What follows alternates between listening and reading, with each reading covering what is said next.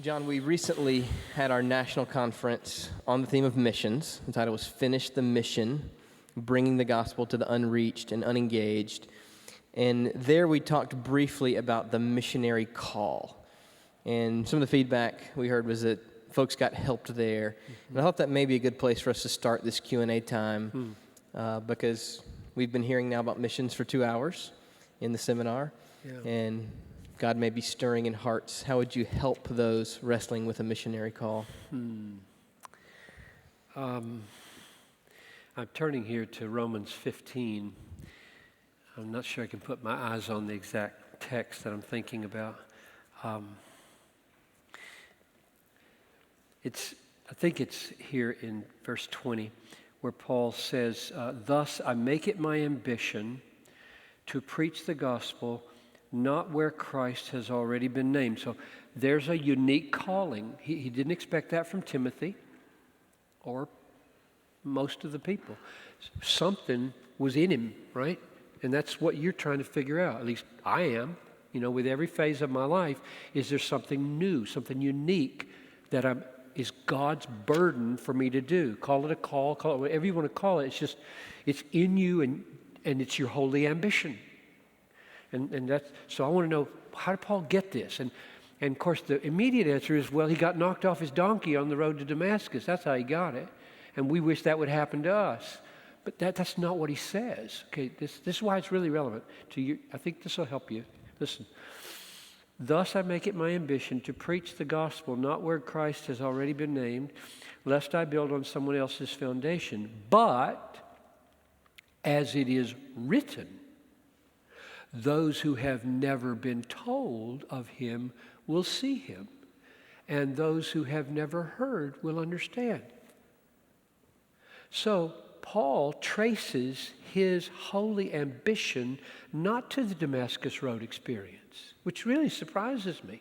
If there ever was a call, it was God talking to him from heaven on the Damascus Road. "I will show him how much he must suffer as he takes the gospel to the Gentiles." And here he says, my holy ambition is flowing from Isaiah. Isaiah what? You can see it in the margin. And so here's the conclusion, personally, that I draw from that. I think Paul's life was guided by, yes, some unique encounters with Jesus, but also by immersing himself in the Bible. And the Bible just took him when he got to this verse. It just took him. When he read, "Those who have never been told will see, and those who have never heard will understand," he said, "That's me." And so when he had a chance to write about his holy ambition, that's what he wrote about. And I think that's the way it works for a lot of people. I'm just commending that to you. Live in the Bible. Read World Magazine and mission biographies and go to missions conferences and listen, but pray, "God, take me, grab me." And it might be pastor of a local church. It might be school teacher. It might be just, who knows what it might be. But I think this is the place you're going to hear the voice of God. If you go out in the woods and close your Bible and don't read this, you're probably going to hear another voice. And call it a call. But if you stay here, let God make this personal. And I just frankly think there is a subjective dimension to this that you can't quantify. Like if somebody said, "Oh, how do you know that verse really applies to you?" Well, in the end, you can't prove it, you know? If a verse won't let you go, say a verse relating to frontier missions, it just won't let you go. You just come back to it over and over. You sleep, you wake up, think about it. You go a month and you don't think about it, it comes back to you. You go 2 years, it just keeps coming back. You probably should pay attention to that.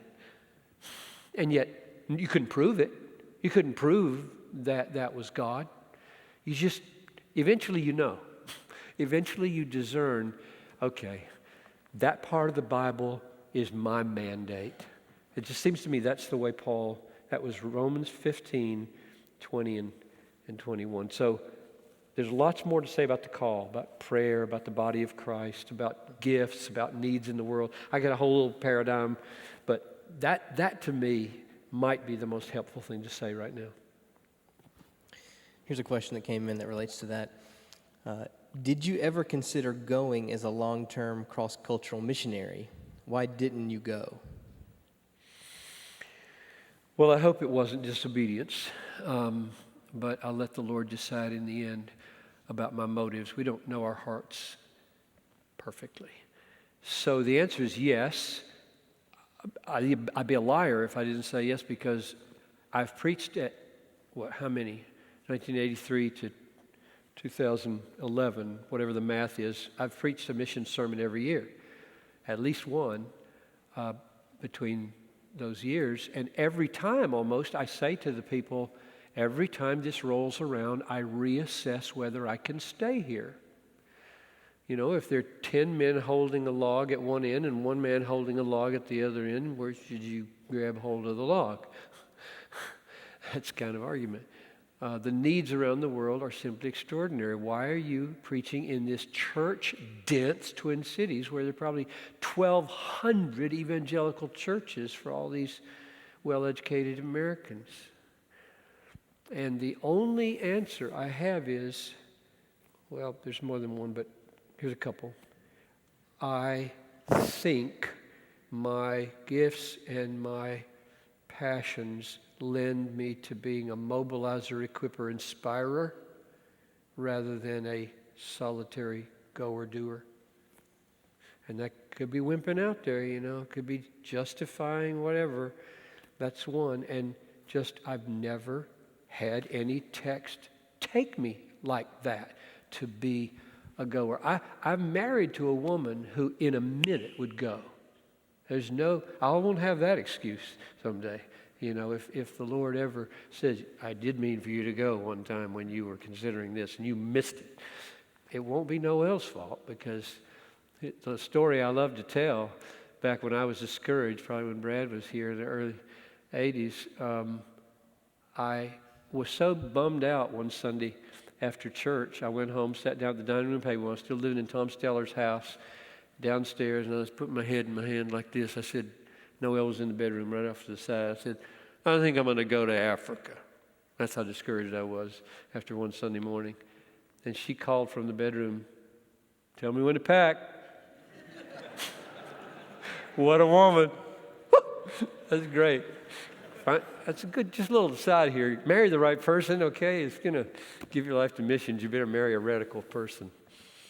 What was the question again? How far off did I get? Oh yes, have I ever considered? I try to consider it. So I've got to preach, Sunday after this Sunday, I'm preaching on missions, all right? So I'm going to sit with Jesus and my open Bible on Friday a week and come up with a word for this church on missions. And as I do it, my conscience is going to say, so how are you going to respond to this message? You know, you're 65, you're going to be done here in a few years. What are you going to do? Is this the season? So I try, and I'll, to my dying day, I hope I keep honest with the Lord and say, anywhere, in any capacity you say, I want to be available. Here's a couple questions that relate to stirring up a passion in a local church. One from the side of the leader, one from the side of the layperson.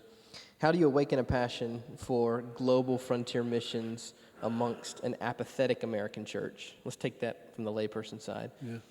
And then one of our DG employees writes, I hear from pastors often who don't know how to encourage missions at their churches. What would you recommend they do?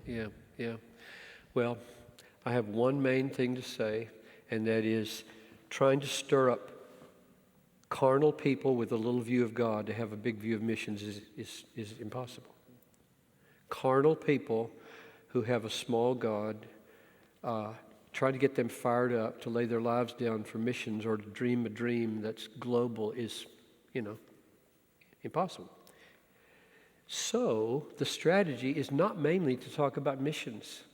If you want to get a church eventually able to lay its life down for missions or love those who do lay their lives down and get behind them and send them and do a short term and do local ministries in a radical way, if that's the kind of people you want, the long term, and we're talking 5 or 10 years here, is to build a biblical theology into people so that their view of God changes.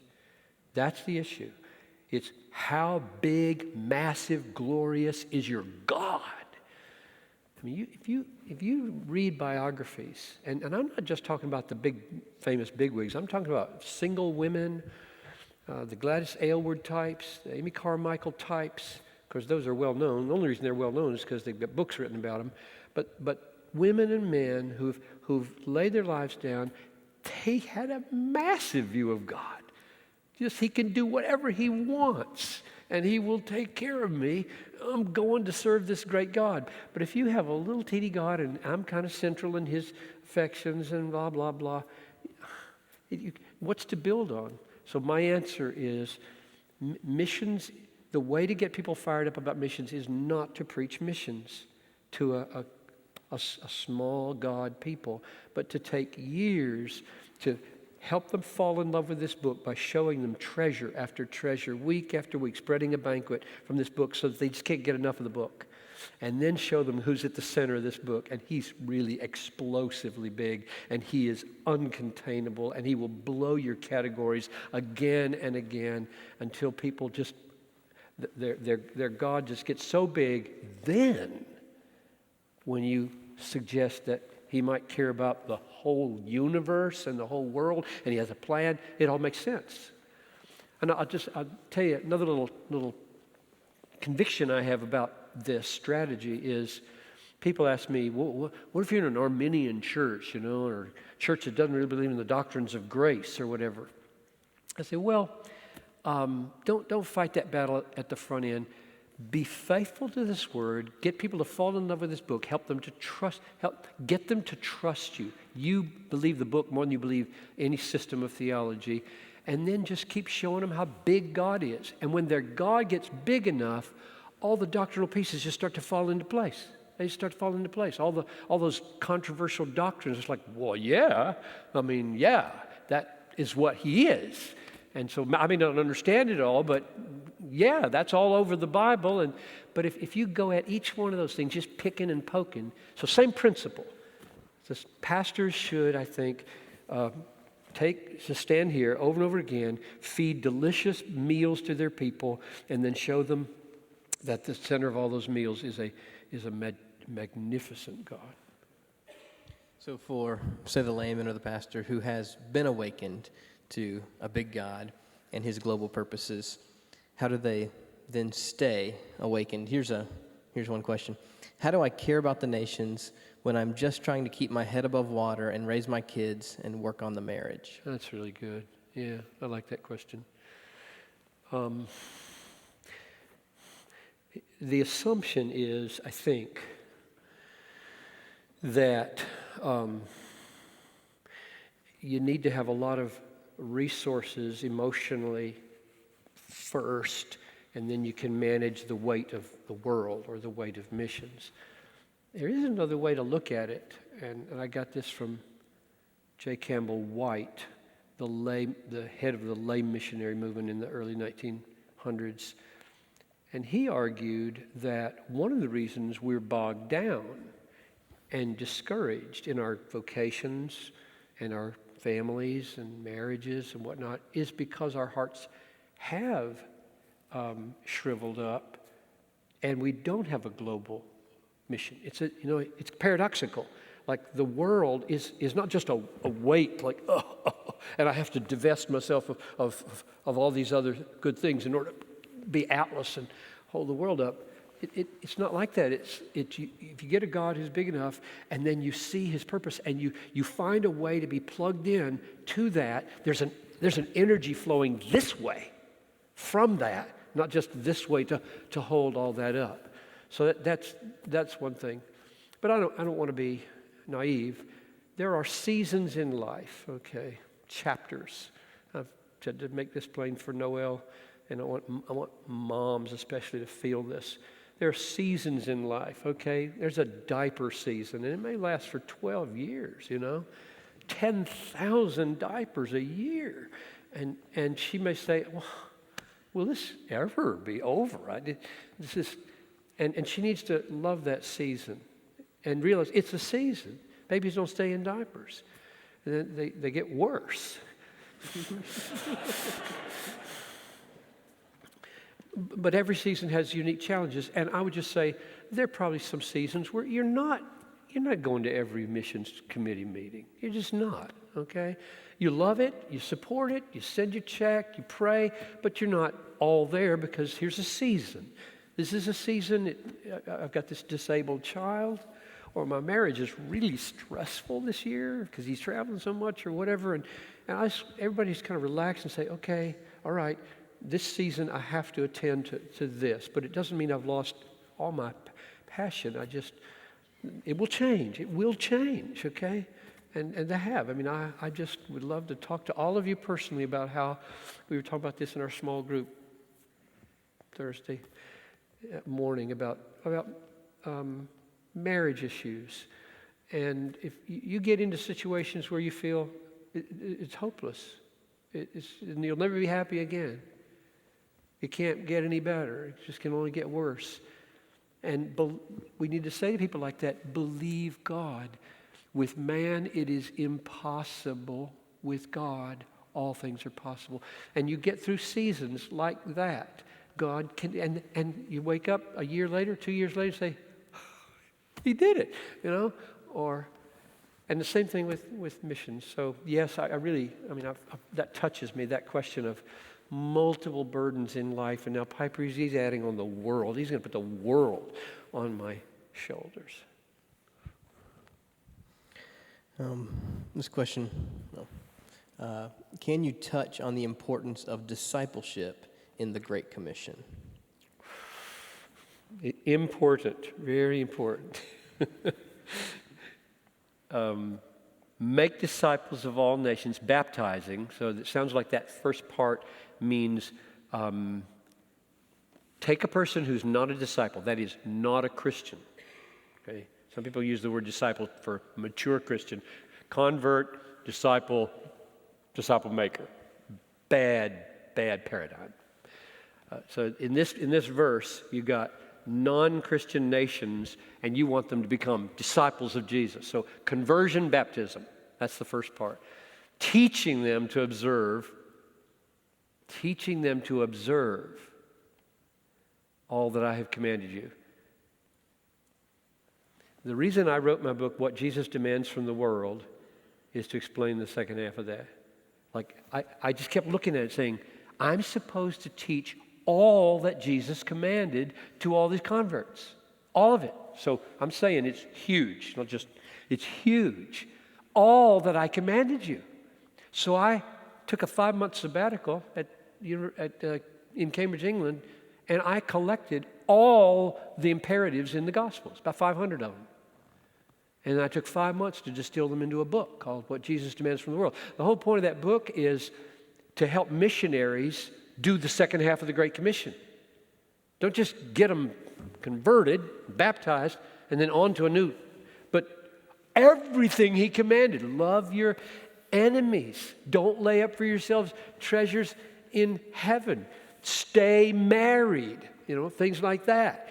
He commands hundreds of things in the Gospels, and I bent my brain trying to figure out how can I do that. I put them in 50 chapters. So it's huge. Discipleship, what I read in Operation World and what I read in the Bible is that this is the crying need. So maybe I was too hard on Timothy-type missionaries. I didn't mean to be hard. I believe in what leadership training guys are doing here in partnering with churches overseas who are newer in the sense of like a century old instead of 2,000 years old or whatever, newer and thin in terms of resources with regard to books and training and teachers. Partner, figure out how to do it so that it can be done. That's just huge. I mean, if I didn't believe in discipleship, what in the world would I be doing here? I'm just preaching to people who know the Bible every Sunday. You mentioned the commands and commands that seem to be in tension at times. Here's this question. In response to ministry burnout, there's been a focus on taking care of our families. But have we swung too far the other way? Yes, some have, I think. And it's really hard to to get this right. You know, he who doesn't care for his family is worth an unbeliever. Pastoral epistles. And unless you hate your wife, your children, brother and sister, you cannot be my disciple.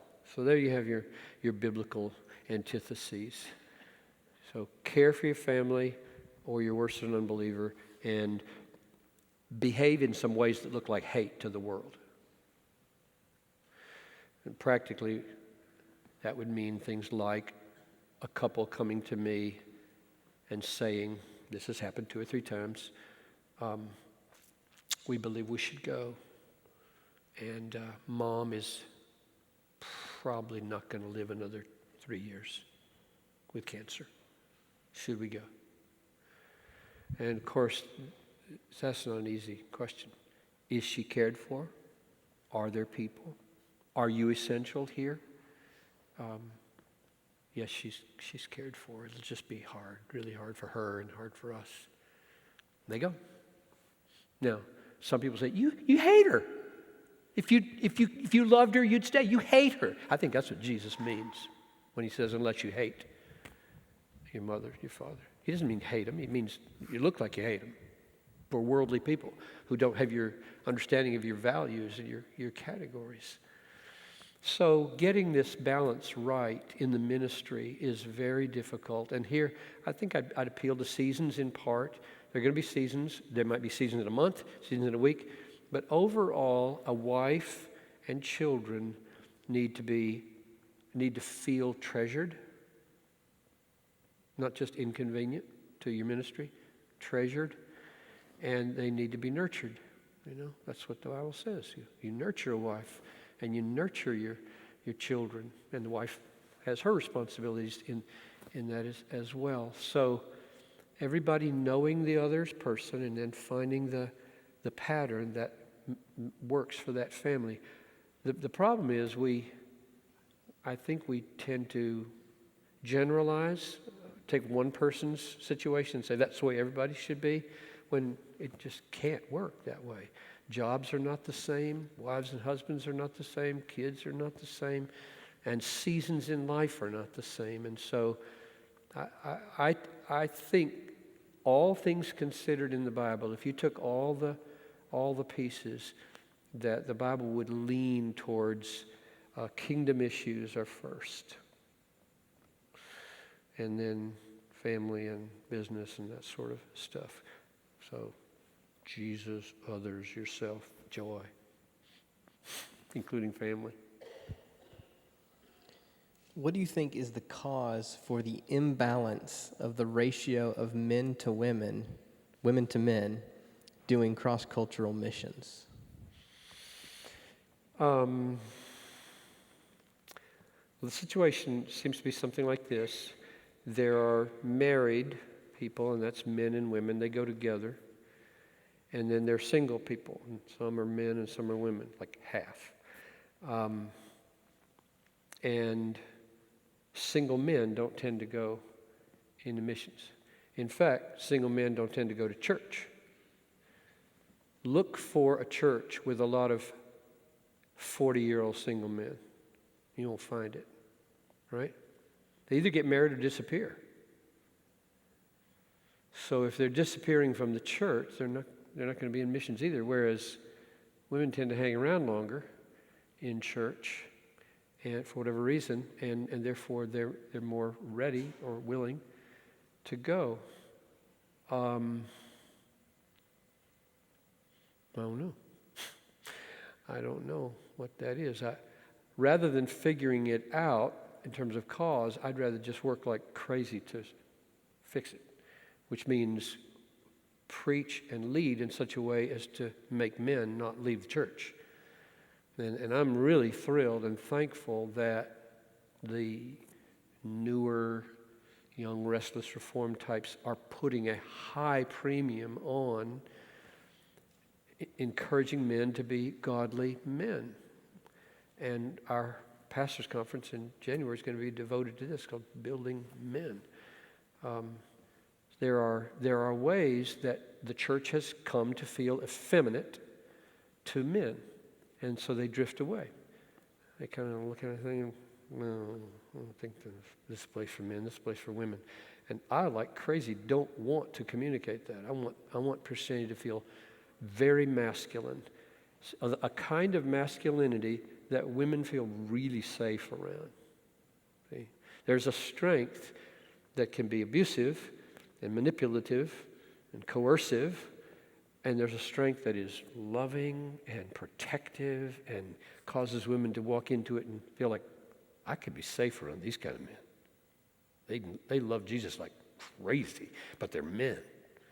That's kind of the feel I'd like a church to have, so that it's led by men and it's prominently men, and they are madly in love with their wives, and the single women feel honored and respected. But I don't know the answer to the question why males, as they grow older, unmarried, go off like that, and women don't tend to go off as much like that. I don't.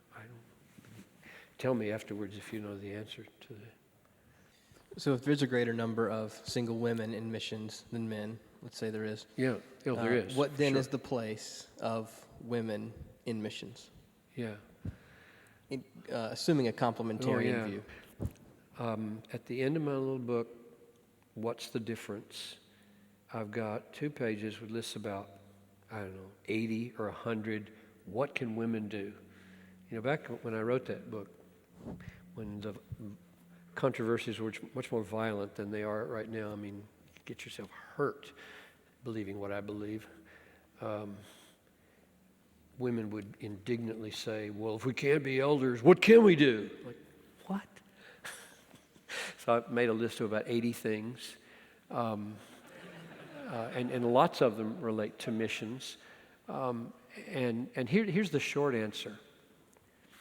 When I say that the Bible calls godly men to be the leaders in their home and the leaders in the church, elders, let's say those 2 things. I don't mean that with regard to ministering to women and ministering to children. That means women shouldn't be, in general, leaders of men. They shouldn't exercise a certain kind of leadership of men. 3/4 of the world, at least, is women and children. Probably, 3-4 billion of those are lost. You can do anything you want with them. Is that big enough? That's big. A woman can dream her eyes out with regard to that 3/4 of the globe and just do whatever she wants. That may be an overstatement. You might help me contradict myself there, but all I mean is the Bible really cares about the dynamic between men and women. It has nothing to do with a woman's incompetency. A man's headship in the home is not based on his being superiorly competent. I've said this to the the BCS guys recently. I said that God calls you to be the leader in your home has nothing to do with your superior competency. You are not superior. She's more competent than you in most ways. She's probably smarter. She's probably more well-read. She probably knows her Bible better. The list of things that wives are better at than husbands is long. This has nothing to do with competencies. This has to do with God's created dynamic of what a man is and what a woman is in their gut with regard to the ballet of leadership and submission. So when I think of my mother and women in general facing the world, I don't think in terms of lesser competencies. And in fact, I just read an article the other day, the only way Muslim women will be reached is by women. You don't get near, a man doesn't get near a Muslim woman. So if they matter to Jesus, like infinitely, then we've got to have women martyrs. And probably there are going to be a lot of single ones because as soon as you got a man tagging along, he's a threat. Whereas you're not a threat until you start being successful. Then you might get killed. That's the kind of women we need. A couple questions here to finish related to Islam. This comes to mind with Islam because of the Somalis you mentioned here in town. What direction would you give us on this idea of crossing a culture without changing geography? Yeah. Doing missions without going, reaching unreached Somalis here in the Twin Cities. Yeah. I suppose one of the biggest disappointments that I'll go to my grave with is that over my 30-year tenure here, we've not been very fruitful with regard to Native Americans. The cultural barriers there are just massive. They're all over. There are more urban Indians, Native Americans in this city than any other city in the country, probably. And we've not been fruitful. And there are stirrings right now. And if you're here and you're among those stirrings, I'd lay down my life to help you be successful.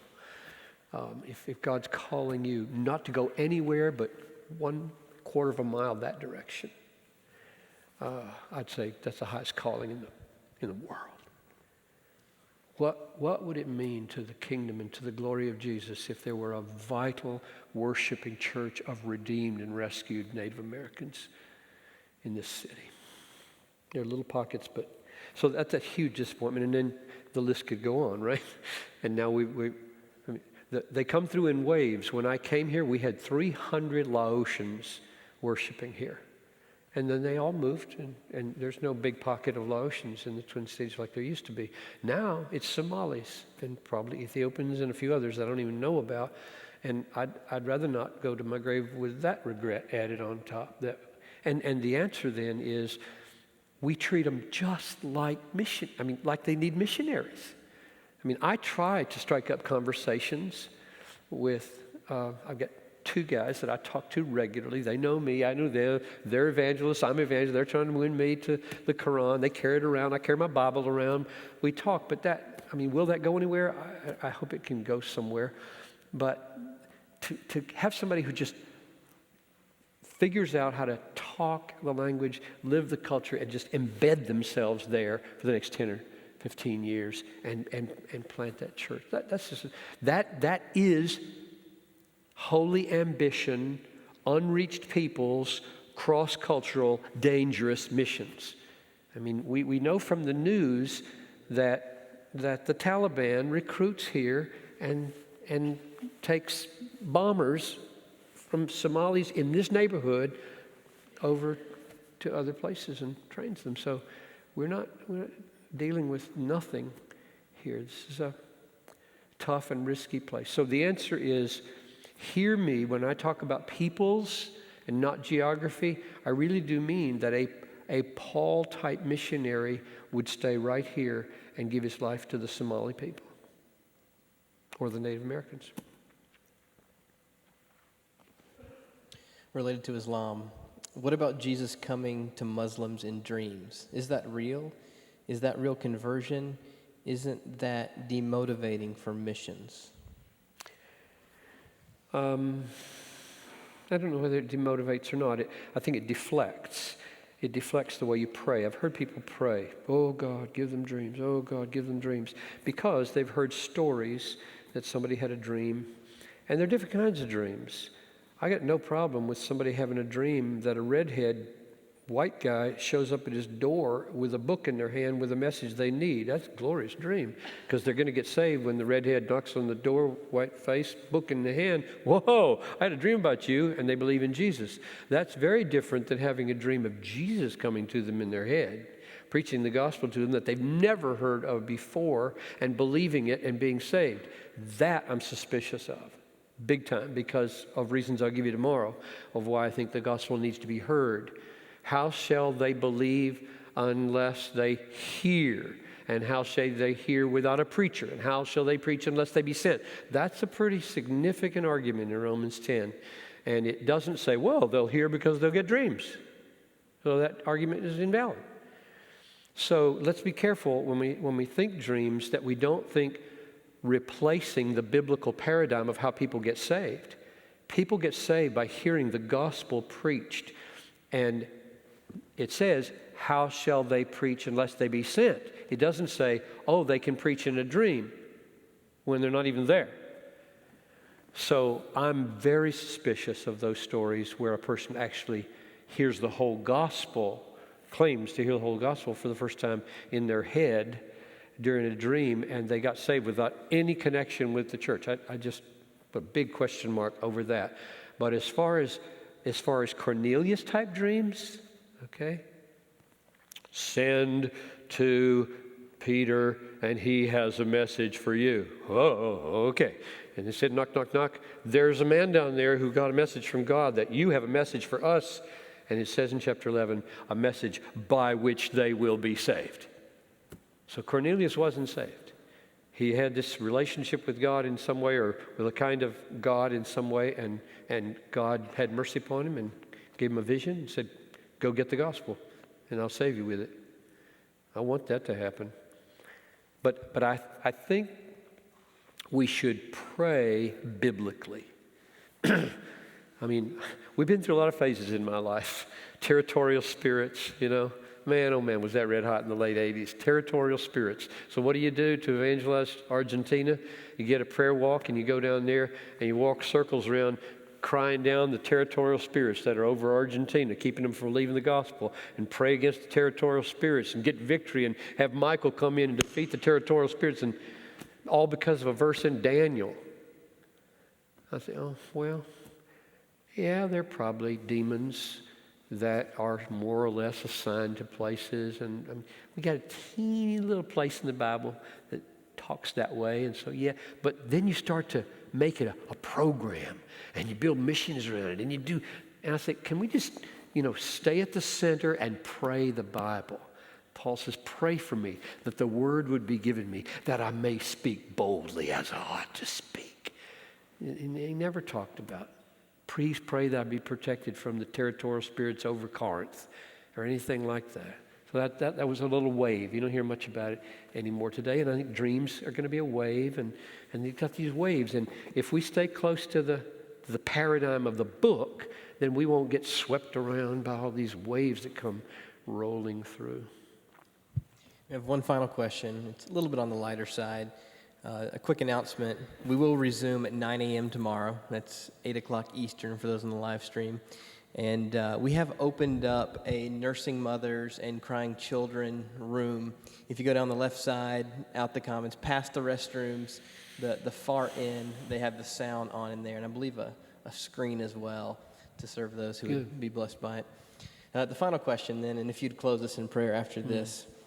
Pastor John, what happened to your usual document camera and transparencies? In all my, I hope that question doesn't mean I wish I would go back, but maybe it does, and maybe I will. So we used to set up a camera, and I would put a transparency down, and I'd write on the transparency, and when I knew I had to get this seminar ready, I said the other day to Josh and the other guys, there's just got to be a technology where I could produce this stuff on the screen and write on it too. Can I write on it too? Do I have to choose between just a boring PowerPoint, or can I write on this? And they found it, and so this is an experiment to see whether it works. This is a free program called New.Annotate for the iPad. So if you want to know what it is, there's a $10 one called iAnnotate, which we didn't use because you can write on it, but you can't see it when you write on it. What use is that? And then the free one, NEU.Annotate, we load it up, and you can write on it with the little stylus that I've got. So it's an experiment. You can give me feedback when we're done, see what you think. Would you pray for us? Father in heaven, I thank you for the friends here who've stayed late and care about things, and thank you for those who've had to go and tend to other important things. And I pray now that you give us the rest we need, and our minds would process the things we've heard with discernment, so that if anything's been amiss or imbalanced, you'd clarify that And if things have been true, that you really sear them into our conscience and make them deeply part of us so that we change our lives in any place that's needed. Thank you for helping us here. In Jesus' name, amen.